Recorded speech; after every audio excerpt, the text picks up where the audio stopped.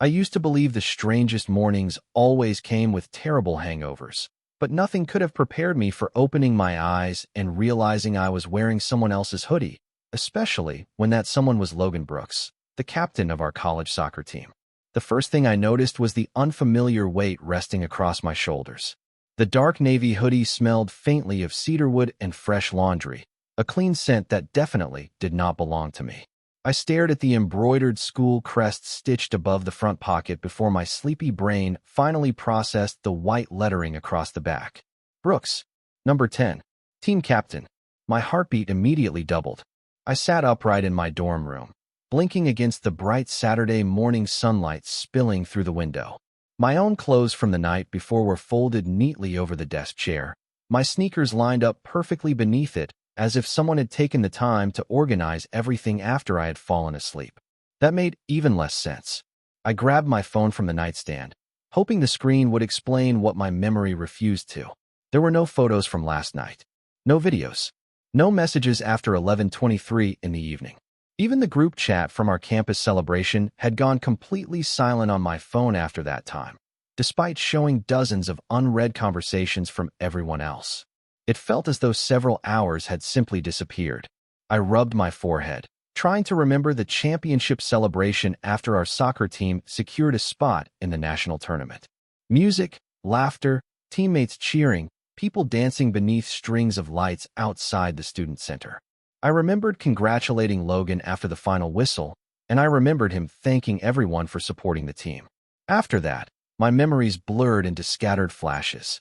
Someone handing me a soda, my phone vibrating several times, walking outside because I suddenly needed air. Then nothing. A knock at my dorm door interrupted my thoughts. Before I could answer, my roommate Tyler pushed the door open carrying 2 breakfast burritos. He stopped the instant he looked at me. "Well," he said with an amused grin, "that answers at least one mystery." I frowned. "What mystery?" Tyler pointed directly at my hoodie. "Half the campus is wondering why the soccer captain walked you back to your dorm after the party." My stomach tightened. "Logan walked me home." Tyler nodded. "You seriously do not remember?" I slowly shook my head. Tyler's smile faded when he realized I was genuinely confused. "Man, I figured you were just embarrassed." "Embarrassed about what?" "Nothing bad," he answered quickly. "Actually, it was kind of the opposite. He would not let anyone bother you." Before I could ask another question, my phone buzzed with a new message. "Logan Brooks." My thumb hesitated before opening it. There was only one sentence. "Meet me by the soccer field at noon, and please do not worry until we talk." I read it 3 times before noticing another detail. At the very bottom of the message, almost as if he had debated whether to include it, was one final sentence. "Keep the hoodie on until I explain." I looked down again at the oversized sleeves covering my hands, feeling more confused than ever. Somewhere inside the missing hours of last night was a story that everyone else seemed to understand except me, and judging by the calm confidence in Logan's message, he had already decided there were some memories I was not ready to remember. I spent the next hour trying to convince myself that the meeting at the soccer field would answer everything, but every passing minute only created more questions. The oversized hoodie felt strangely comfortable despite the confusion it carried, and every student I passed seemed to notice it immediately. Some smiled knowingly. Others whispered to friends before glancing in my direction. I lowered my head and kept walking across campus, wishing I could disappear until noon arrived. The soccer complex sat on the edge of campus overlooking a stretch of green practice fields that shimmered beneath the late morning sun. Empty bleachers lined one side of the field, while sprinklers quietly watered the grass in the distance. Logan was already there, sitting alone on the front row with a paper coffee cup resting beside him. Even from several yards away, he looked exactly as everyone expected their captain to look. Calm, confident, completely in control. He stood as I approached and greeted me with a small smile that somehow made me even more nervous. "You came," he said. "You asked me to." He nodded. "Thank you." For a moment, neither of us spoke. I crossed my arms, the sleeves of his hoodie covering my hands once again. "Can you please tell me what happened?" Logan looked at me carefully before answering. "I can tell you part of it." I frowned. "Only part." For now, my frustration grew. Everyone else seems to know more about my night than I do. He sighed quietly and rested his hands in the pockets of his athletic jacket. "Not everyone. Most people only saw the ending. Then tell me the beginning. Logan looked toward the empty soccer field instead of meeting my eyes. You were overwhelmed after the celebration. You stepped away from the crowd because you needed space. I searched my memory. A faint image surfaced. Cool night air. The sound of music fading behind me. I remember leaving, I admitted. After that, everything disappears. Logan nodded slowly. That is probably for the best until you remember naturally. I shook my head. You keep saying things like that without explaining anything. He finally looked at me again. Because the missing pieces belong to you, Ethan. I do not want to shape your memories by telling you what happened before you are ready. His answer sounded thoughtful, but it also felt impossible to accept. At least tell me why I am wearing your hoodie. A faint smile appeared on his face before disappearing almost immediately. You were cold. That is it. That is the truth. I stared at him, hoping he would continue, but he remained silent. Before I could ask another question, several members of the soccer team walked onto the practice field carrying equipment bags. The moment they noticed me, a few exchanged amused smiles. One player called out, "Nice hoodie, Ethan." Another laughed and added, "Captain finally letting someone borrow that thing?" Logan turned toward them with a calm expression that immediately ended the teasing. No. Raised voice. No anger. Just one quiet look that reminded everyone why he was respected. The conversation stopped as quickly as it had started. Once the team disappeared toward the locker room, I looked back at Logan. You could have denied it. He shrugged lightly. Why would I deny something that is true? Because people are talking. People always talk. His answer was simple, almost effortless. What matters is whether we give them the truth or let them invent one. I studied him for a long moment. There was something different about Logan than the confident captain everyone admired from the stands. Beneath the leadership and quiet confidence was someone incredibly careful with other people's feelings. Before leaving for practice, he picked up his coffee and smiled gently. Keep the hoodie one more day. Why? I asked. He hesitated just long enough for me to notice. Because I made you a promise last night. With that, he walked toward the practice field, leaving me standing alone beneath the bright summer sky, holding on to a mystery that somehow felt even bigger than it had an hour earlier. I tried returning the hoodie the next morning anyway. It felt like the simplest way to put an end to the whispers spreading across campus, even if Logan clearly had other plans. After my morning class, I folded it carefully into my backpack and headed toward the athletic center, hoping to catch him before practice ended. The building buzzed with activity as student-athletes moved between locker rooms and training facilities. The scent of freshly cut grass drifted in through the open doors while distant whistles echoed from the practice fields outside. I waited near the entrance until the team finally walked in, laughing about drills and weekend plans. Logan noticed me immediately. His smile was small but genuine, and he excused himself from the group without hesitation. "Everything okay?" he asked. I reached into my backpack and held out the neatly folded hoodie. "I think this belongs to you." He looked at it for a moment, but made no move to take it. "Keep it." I blinked in surprise. "Logan, people are already talking." He shrugged lightly. "They talked before. Either of us showed up today. You are making it worse." "Am I?" His calm tone somehow made it impossible to argue. Or are people simply filling in blanks they do not understand? Before I could respond, Coach Reynolds called Logan across the room to discuss the upcoming regional tournament. Logan gave me an apologetic look. "Wait here for a minute." I nodded reluctantly. While he spoke with the coach, I wandered toward the practice field where a group of student volunteers organized equipment for the afternoon session. One of the athletic trainers recognized me and waved me over. "Hey, Ethan. We could use another set of hands if you have a few minutes." I agreed, grateful for something to distract my thoughts. For the next hour, I helped carry water coolers, arrange cones, and organize extra soccer balls along the sidelines. From a distance, I watched Logan lead warm-ups with the same steady confidence everyone admired.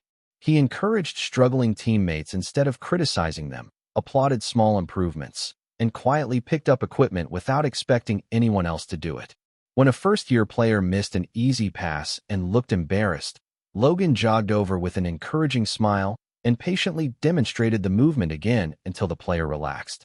There was no frustration in his voice, only quiet determination to help everyone succeed. It was completely different from the intimidating image many students imagined when they heard the words team captain. During a short water break, one of the assistant trainers stood beside me and smiled knowingly. He is exactly the same when nobody is watching. I glanced toward Logan as he laughed with several teammates. Has he always been like that? The trainer nodded. Pretty much. Last semester, one of our freshmen wanted to quit after a rough game. Logan spent 2 hours talking with him until he changed his mind. I looked back at the field, seeing him through a completely different lens. The popularity, the awards, the captain's title, none of those seemed to matter nearly as much as the quiet way he treated people. Practice ended as the late afternoon sun cast long shadows across the field. Logan walked over carrying his gym bag and handed me a cold bottle of water without saying a word. "Thank you for helping today," he said. It looked like they needed it more than I did. He smiled. "That is one reason I was hoping you would stay." We began walking slowly across campus together. Students glanced in our direction, some whispering, others pretending not to notice. This time I realized Logan never reacted to any of it. His attention remained entirely on our conversation, asking about my classes, my part-time job at the library, and whether I had finished the history paper I mentioned weeks earlier. It caught me off guard that he remembered such small details. As we reached the center of campus, I stopped walking and looked at him. "You remembered that?" Logan smiled warmly. "I remember things that matter. For reasons I could not explain. Those simple words stayed with me far longer than the mystery surrounding the missing hours of that unforgettable night. I kept telling myself that the missing memories no longer mattered, yet every ordinary moment seemed to pull another invisible thread connected to that night. By the middle of the week, campus life had settled back into its usual rhythm. Students hurried between lectures, the soccer team prepared for the regional tournament, and the whispers surrounding Logan's hoodie slowly faded into background noise. At least that was what I wanted to believe. Late Wednesday afternoon, I was shelving returned books at the campus library when my phone vibrated with an unfamiliar notification.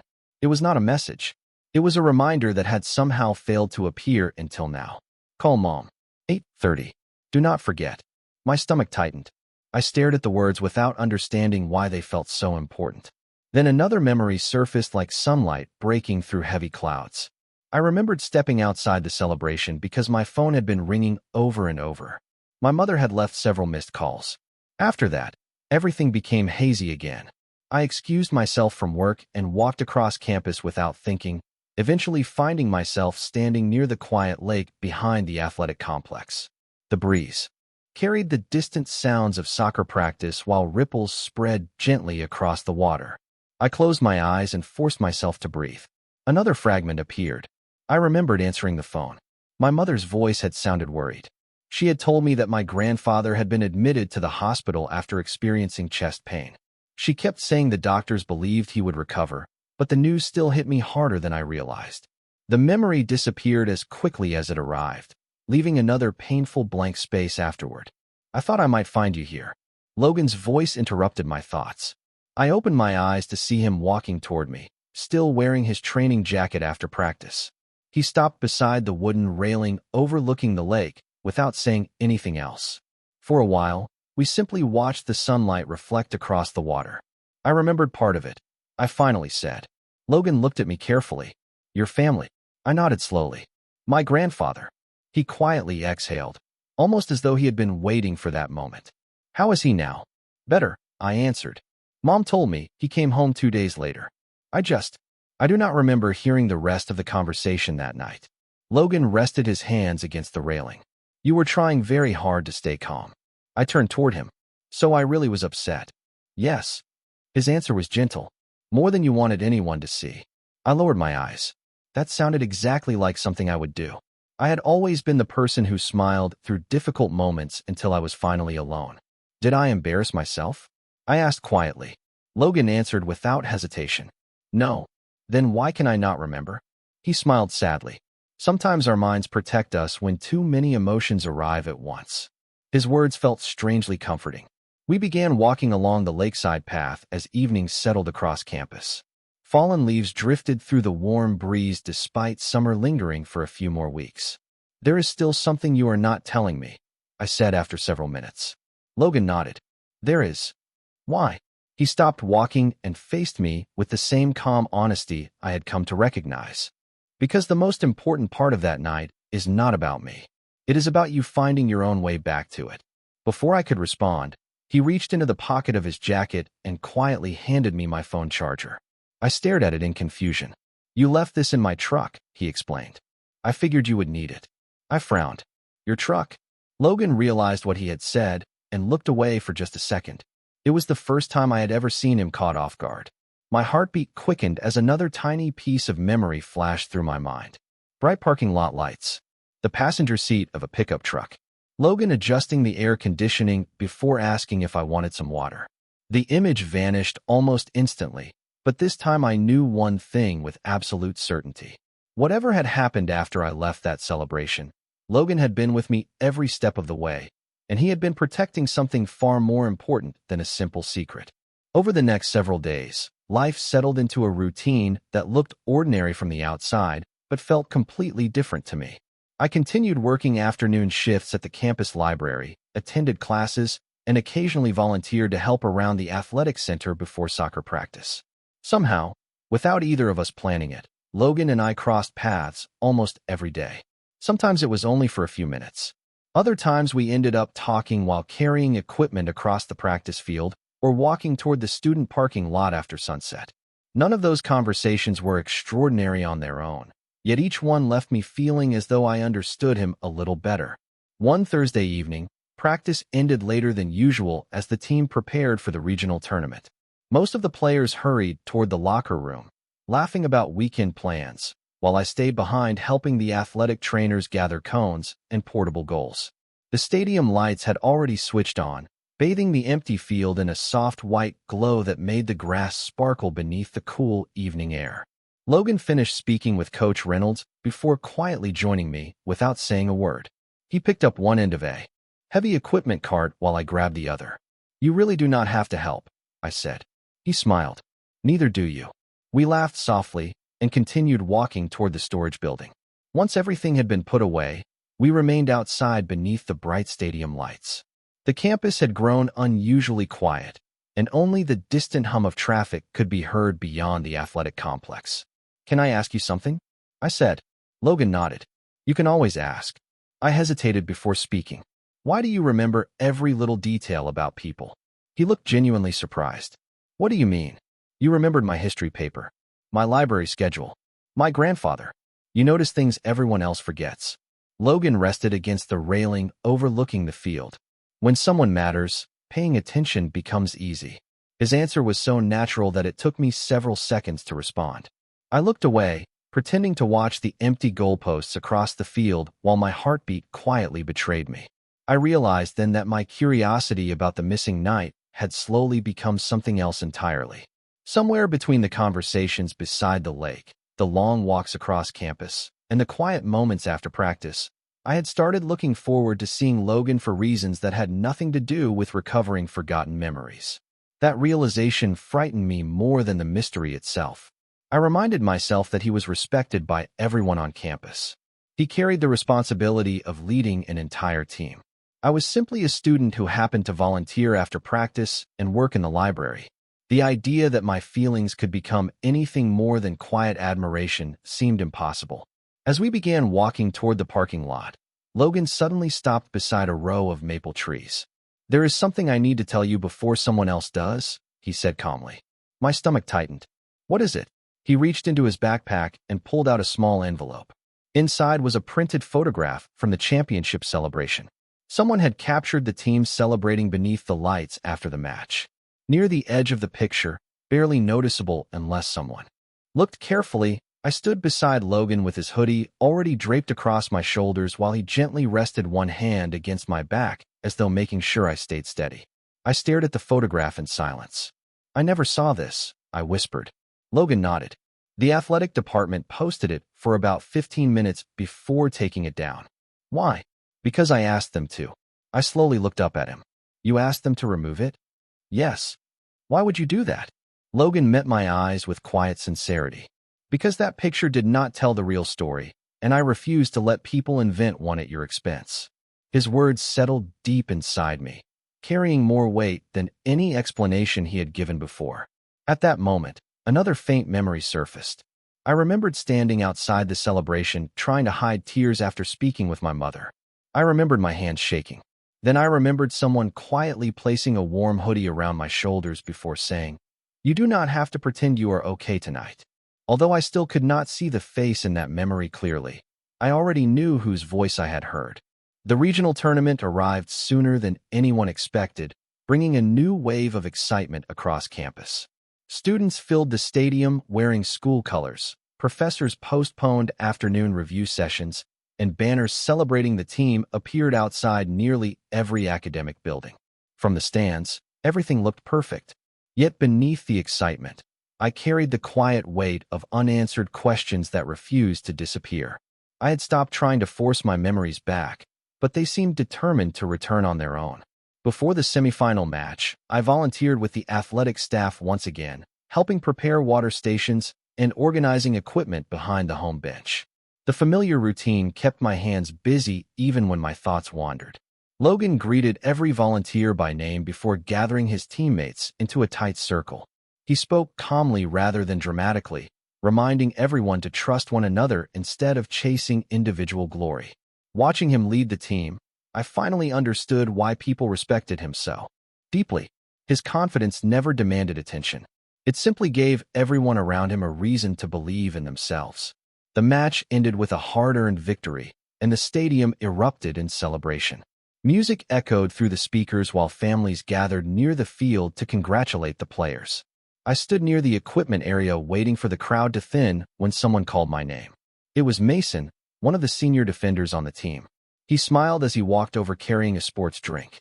"You know," he said casually, "I have been meaning to thank you." I looked at him in confusion. "For what?" "For making our captain leave the party that night." I frowned. I did not make him do anything. Mason chuckled softly. "Trust me, you did not see his face. The second he noticed you were not doing well, nothing else mattered." My heartbeat slowed as I listened. Mason continued without realizing how important every word had become. Some people wanted to keep celebrating and take pictures because everyone was excited after the championship. Logan shut that down immediately. He told everyone to give you space and personally walked you outside. I remained completely silent. He even asked me to grab his truck because he did not want you walking back to your dorm alone. The world around me seemed to fade beneath the weight of those words. Another memory surfaced, stronger than any before it. I remembered sitting quietly in the passenger seat of Logan's pickup truck while the engine idled beneath the parking lot lights. I remembered staring out the window, unable to stop thinking about my grandfather, feeling guilty that I had been celebrating while my family was frightened at home. Logan had not filled the silence with empty advice. Instead, he had quietly handed me a bottle of water and waited until I was ready to speak. I remembered apologizing for ruining his celebration. Then I heard his voice again, clear enough that it no longer felt like a forgotten dream. "You did not ruin anything, Ethan. Championships happen again. Moments like this only happen once." My eyes slowly filled with tears, not from sadness, but from finally understanding. Mason watched my expression and realized something. "Wait," he said gently. "You really did not remember?" I slowly shook my head. His smile disappeared. "Then maybe I said too much." "No," I answered quietly. "You helped me remember exactly what I needed." That evening I found Logan sitting alone in the empty stadium after everyone else had gone home. The bright field lights had been switched off, leaving only the soft glow from the parking lot beyond the stands. I walked down the concrete steps until I reached the front row. He looked up and immediately recognized something had changed. Before he could speak, I sat beside him and quietly said, "I remember your truck. I remember the water. And I remember what you told me." Logan remained silent for several moments before releasing a slow breath. "Then you know why I never wanted anyone else telling that story." I nodded. "Because it was never about the hoodie." He smiled gently, his eyes reflecting equal parts relief and emotion. "No," he said softly. "It was always about making sure you got home believing you did not have to carry everything by yourself." Neither of us spoke for several minutes after that. The silence between us no longer felt uncomfortable. It felt honest, as though every unanswered question had finally settled into its proper place. The empty stadium stretched out before us beneath the evening sky, the freshly cut grass carrying the familiar scent of late summer, while the scoreboard remained dark after the celebration had ended. I looked toward the field where thousands of people had cheered only an hour earlier. Yet somehow this quiet moment felt more important than the victory itself. There is one thing I still do not understand, I finally said. Logan turned toward me with the same patient expression he had carried since the beginning. Ask me anything. I took a slow breath. Why did you never tell me the truth after I started remembering pieces of that night? He lowered his eyes for a moment before answering. Because I never wanted you to feel like you owed me something. I frowned. Owed you? He nodded. When people are vulnerable, gratitude can sometimes feel like obligation. I did not want you. Wondering whether every conversation we had afterward existed because I helped you that night. His words settled quietly between us. I had never considered that possibility, but hearing him explain it made perfect sense. Logan had protected more than my privacy. He had protected my freedom to decide how I felt without carrying the weight of guilt or responsibility. You really thought I would do that? I asked softly. He smiled without looking away. I hoped you would not. I just was not willing to take that chance. I laughed quietly, shaking my head. You make everything harder than it has to be. Usually. He smiled back. But sometimes harder is kinder. We sat together watching the last streaks of sunlight disappear beyond the stadium. I thought about every conversation we had shared during the past few weeks. The walks across campus. The afternoons at the practice field. The quiet moments by the lake. None of those memories existed because of a mystery anymore. They existed because I had begun looking for reasons to spend time with him. The realization felt impossible to ignore. I turned toward Logan before I could lose my courage. Can I tell you something honestly? He nodded immediately. Always. I smiled nervously. The hoodie stopped being the reason I wanted to see you a long time ago. His expression softened, though he remained silent. At first I thought I was only trying to remember what happened. I continued. Then I realized I was finding excuses to volunteer after practice. I started walking across campus hoping I would run into you. I kept pretending I had questions because talking to you became the best part of my day. Logan quietly looked down, almost as though he needed a second to believe what he had heard. Ethan, I gently interrupted him before he could continue. The truth is, I did not fall for the mystery. I fell for the person who remembered everyone's names, who noticed when someone was struggling without making them feel embarrassed, who gave up part of his own celebration to sit with someone who could not even explain why he was hurting.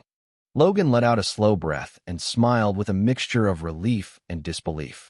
I was trying very hard not to hope for that. Why? I asked. He laughed softly. Because I am the team captain. You deserve the chance to finish college without every rumor on campus following you around because of me. I looked directly into his eyes. You never once made a decision based on what people might say. You made every decision based on protecting someone else.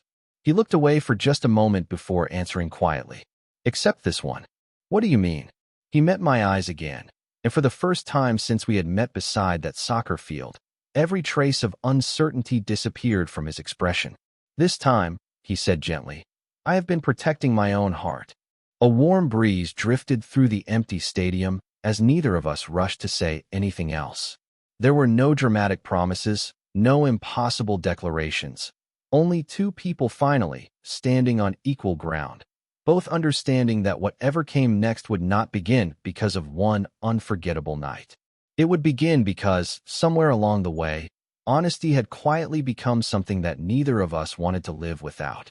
The conversation in the empty stadium stayed with me long after we walked back across campus that night. Nothing dramatic had happened. There had been no promises, no labels, and no attempt to rush whatever was quietly growing between us. Somehow that made everything feel even more real. Over the following week, Logan and I naturally spent more time together, but we also understood that the regional championship and our final semester deserved our full attention. One afternoon, we met outside the campus coffee shop before my shift at the library. The sidewalks were crowded with students carrying backpacks and cups of iced coffee, while the first hints of autumn colored the maple trees lining the main quad. Logan handed me my usual drink before I even had a chance to order. I laughed. You remembered again. He smiled. You always order the same thing before your Thursday shift. I shook my head with a grin. I am starting to think you remember everything. Only the things worth remembering, he replied.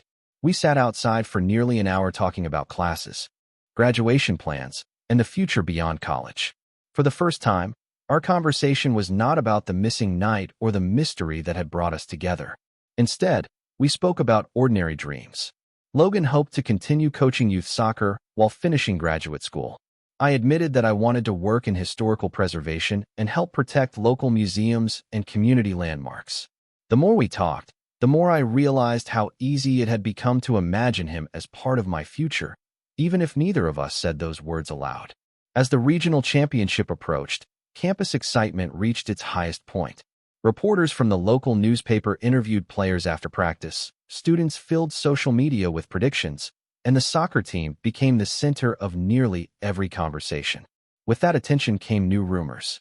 One afternoon, Tyler walked into our dorm room, holding his phone with an awkward expression. "You probably should see this." I looked at the screen and found another anonymous campus discussion filled with speculation about Logan and me. There were guesses, jokes, and stories invented by people who knew almost nothing about either of us. I quietly handed the phone back without saying anything. That evening, I met Logan beside the practice field as the sun slowly disappeared beyond the stadium lights. Before I could mention what I had seen, he spoke first. "People sent it to me too." I sighed. "Does it bother you?" He thought carefully before answering. "Not because of what they are saying. It only bothers me if it makes your life harder." I looked toward the empty field for a long moment before smiling. A few weeks ago, I probably would have hidden from all of this. "And now?" he asked. "Now I realize we do not have to explain ourselves to everyone." Logan smiled with quiet relief. "That is exactly what I was hoping you would say." We stood together in comfortable silence until the stadium lights automatically switched on one by one, casting a warm glow across the field where so many unforgettable moments had already happened. After graduation, Logan said thoughtfully, "We will have all the time in the world to figure out whatever this becomes." I looked at him and nodded. "Then let us not rush it now." He extended his hand with a gentle smile. "Deal." I looked down at his hand for only a second before shaking it. The simple gesture somehow carried more meaning than any dramatic declaration ever could. We had both spent weeks discovering that trust could grow quietly, one honest conversation at a time. As we walked back across campus together beneath the glowing lights, I realized the mystery that had once consumed every thought no longer defined our story. The missing memories had led me to someone remarkable, but it was everything that happened afterward, every ordinary conversation, every thoughtful gesture, and every moment of quiet understanding that convinced me the best chapters of our lives had not happened yet. They were still waiting just beyond the final whistle of the season. Graduation morning arrived beneath a clear blue sky that made the entire campus feel brighter than usual. White chairs filled the central lawn, families gathered with cameras, professors greeted students with proud smiles, and the familiar brick buildings seemed almost unchanged despite everything that had happened during the past year. As I adjusted my graduation gown, I realized that the strange mystery which had once consumed my thoughts had quietly transformed into one of the most meaningful chapters of my life. My grandfather had fully recovered months earlier and was able to travel with my family to attend the ceremony. Seeing him laugh with my parents near the front row reminded me how close I had come to carrying that difficult night alone, and how one unexpected act of kindness had changed everything. After the ceremony ended, graduates scattered across campus searching for family members and friends. Laughter echoed beneath the old maple trees while cameras flashed in every direction. I had barely finished taking photographs with my parents when I heard someone call my name. Logan stood a short distance away, still wearing his graduation gown over the same calm smile I had come to know so well. He waited patiently until my family finished congratulating me before walking over. My mother greeted him warmly after recognizing him from the stories I had shared during the semester. My grandfather shook his hand firmly and thanked him for looking after me when I had needed someone most. Logan accepted the gratitude with quiet humility, never mentioning the details of that night, only saying that anyone would have done the same. I knew that was not true, but it sounded exactly like something he would say. After my family stepped away to join other relatives, Logan reached into the small backpack hanging from one shoulder. "I have something for you," he said. He carefully unfolded a familiar navy hoodie before handing it to me. I looked down at the embroidered school crest and the white lettering across the back that had started everything months earlier. "I thought this belonged to you," I said softly. Logan smiled. "It did." I looked back up at him. "Past tense." He nodded. "I kept asking you to return it because I was afraid of what people might think." Then I realized I was asking for the wrong reason. The truth is, every time I saw you wearing it, I remembered that difficult night ended with hope instead of regret. I gently ran my fingers across the familiar fabric before slipping the hoodie over my graduation clothes. It still fit exactly the same, but somehow it felt completely different now. There was no mystery left inside it, only gratitude, trust, and memories that no longer needed to hide. Logan laughed quietly. It looks better on you anyway. I smiled back. Are you sure? Completely sure. We began walking together across campus one last time, passing the library where I had spent countless afternoons, the soccer stadium where honest conversations had replaced unanswered questions, and the lakeside path where forgotten memories had slowly returned. Every place carried a different piece of our story. None of them felt ordinary anymore. When we reached the edge of campus overlooking the practice fields, we stopped to watch a group of children kicking a soccer ball during a youth clinic. Logan smiled as they chased the ball with endless energy. That is where I am starting next month, he said. Coaching? I asked. He nodded. One step at a time. I smiled. I think I like that plan. He looked at me with the same quiet warmth that had first comforted me on the hardest night of my college life. Would you like to see where the next steps take us together? I answered by walking beside him toward the parking lot without hesitation. There were no missing memories left to recover and no rumors left worth chasing. The mystery had ended long ago, but something far better had quietly taken its place. Sometimes the most unforgettable stories do not begin with grand declarations or perfect timing. Sometimes they begin with one simple act of kindness, one borrowed hoodie, and one person who chooses to stay beside you until you remember that hope has been walking with you all along.